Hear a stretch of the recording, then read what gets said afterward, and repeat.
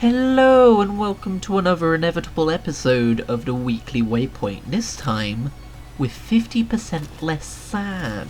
I say 50% because, let's be honest, still sad. But oh well, there's other things going on as well which make me happy, and we will talk about those. For instance, you may remember last week when I said, oh no, all of the Xbox pre-orders are sold out. Well, it turns out they weren't. Well, it turns out I think they probably were, and I managed to sneak in and grab one that they didn't have in stock because the next day, okay, so firstly for more context, I got the Xbox Series S at £20 a month because I think I've already gone into this in several places, but it's just affordable to me, and I really like the proposition of having basically a Game Pass machine, which is what that's going to be.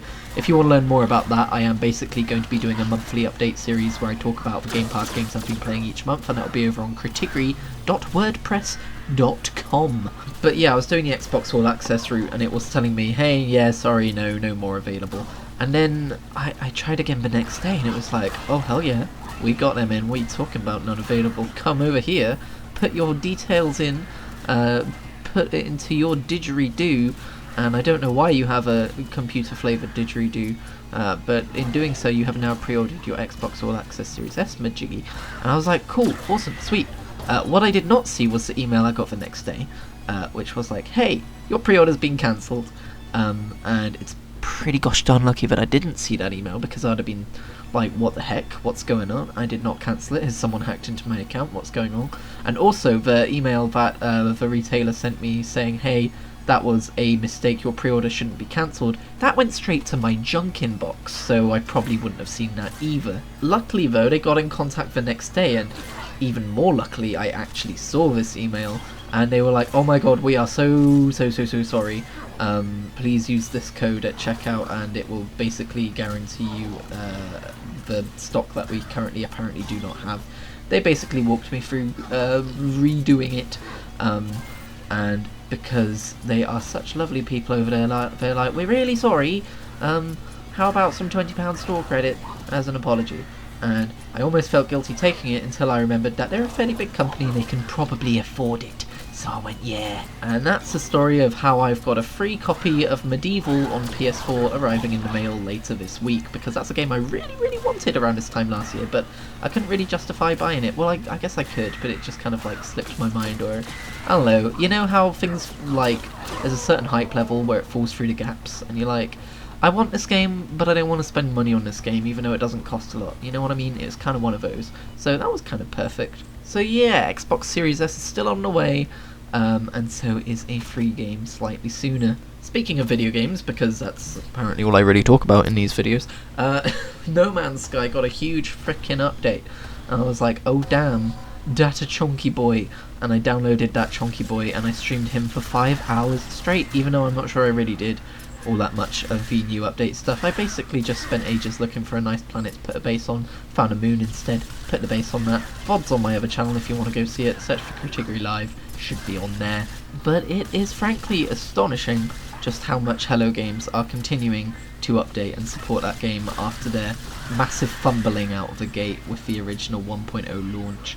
Also in games I'm playing, today in fact, I decided to download Need for Speed Payback, because basically a month or two ago I bought a trilogy of Need for Speed games, which was Rivals, the 2015 reboot style one, and Payback, and I kind of fell off while I was playing the 2015 game because it's a big shit.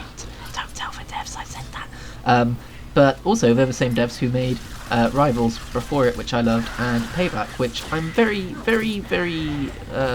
early into at the minute, but it seems much better. I don't hate the characters, the world seems really cool, the cars feel good to handle, you know, all that kind of stuff. The only thing I'm still not a huge fan of is the way you upgrade the cars and stuff, even though it is different. I don't know, it's still just not really my cup of tea. Then, after I recorded the first half of this video last night, I then went and played some more Heat Signature, which is an indie roguelike stealth 'em up game set in space, which I have not played in a while, but I really do love it. I think it's kind of becoming one of my comfort games. I wasn't having a great time last night, I hope that didn't come across in the recording, but it's fine, my evening got better. Anyway, I realised that as I was playing it, I was getting nostalgic for like an era of my life I've never been nostalgic for, because it wasn't, you know, long ago in my life to be nostalgic for, and now that era is kind of like this era of me being at uni, and then like just playing indie games like a lot. Like just spending hours and hours playing indie games like Heat Signature, although I'm not actually sure I was still at uni when I was playing Heat Signature. I think it might have been like my final year or something. I definitely remember playing it around Christmas of 2017. I should probably actually put some thought processes into whether I was at uni around that time. Nope, that was definitely post-uni. Oh geez, I'm getting old. Anyway, yeah, and just like it was reminding me of, you know, afternoons spent playing Worms with friends, and like just, I don't know, so many like smaller indie titles. And it's interesting because like obviously this all happened years ago when I was at uni now, but I've never got nostalgic for that period of time. And when I was living that kind of like period of time in my life, I didn't feel like this was a particular era that I would get nostalgic for later on. And it's definitely weird recognizing the first time I've got nostalgic for a quote-unquote era in my life. So I don't know, I just thought I'd bring that up. But Heat Signature is a fantastic game, and it has not aged a day. Go play it. Also this morning I have decided to download Genshin Impact, which is a free-to-play like RPG game, like proper massive open world RPG. Apparently it's quite good. The reason it's free though is because it does have gacha style mechanics, which is, I don't even know if I'm pronouncing that correctly. I've never played a game with them in, so if I'm about to lose all my money to shit microtransactions, you know why. But I'm an adult and I can control my urges sometimes, so we should be fine there. I am curious, considering I've never played a gacha style game, as to what my opinion on that is going to be. If it's just going to be like, because I'm determined not to spend any money on that game, is that just going to feel like a boring game to me because the progression's really shit? Or like, how do you fit that into a Breath of the Wild open world style RPG? Like, there's a lot of questions that I think I'm going to go ahead and answer for myself after I finish this recording. I do know that gacha style games are typically on mobile and have like really minimal gameplay. It's like you have these cards of these characters with stats, and you place them up against other people online who have different cards with stats, and then the person with the best stats was...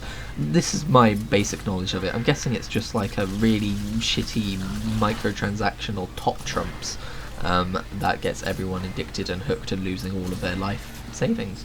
But I don't know, I'm having a bit of game paralysis. I'm jumping around from game to game trying to figure out what's going to hook me until the Shadowlands pre-patch hits. I might as well try this game out while I wait. I will report back. It may just be a tweet saying game shit.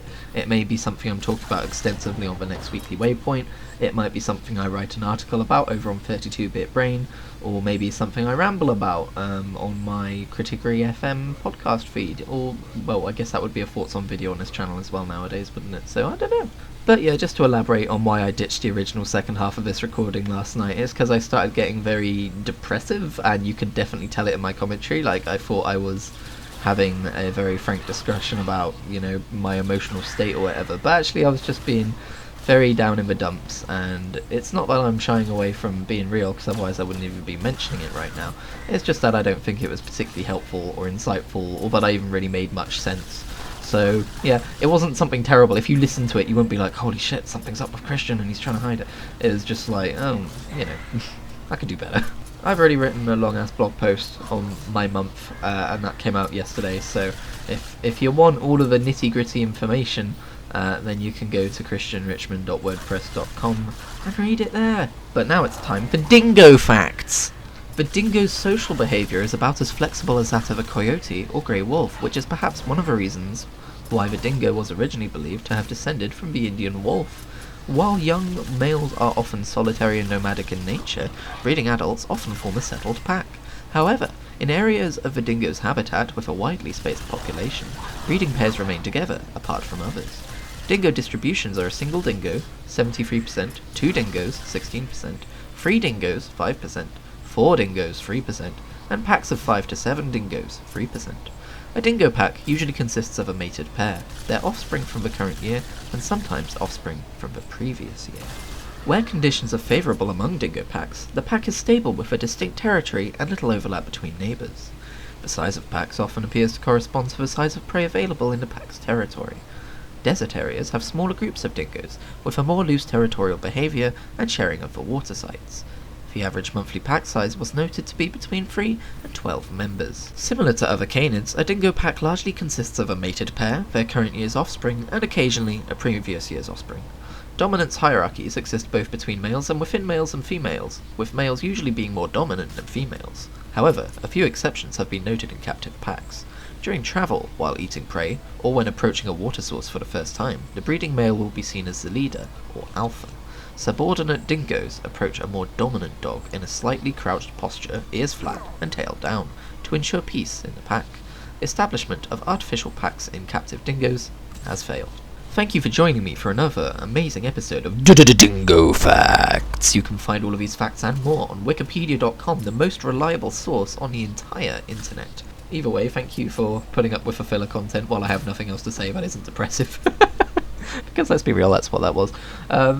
As much as I enjoy doing that, I did do that once with like camel facts or something, but that was just for the shits and giggles of it. As you can see here, the game kind of glitched out, and there was an enemy spawned right at the top that I couldn't reach, so sadly I could not continue this particular run. But I was on 8 HP, it was probably going to end anyway, so I'm not too mad about that, that's fine. Strafe is still very fun. Thank you for watching me play it. I will see you in the next episode of the weekly Waypoint.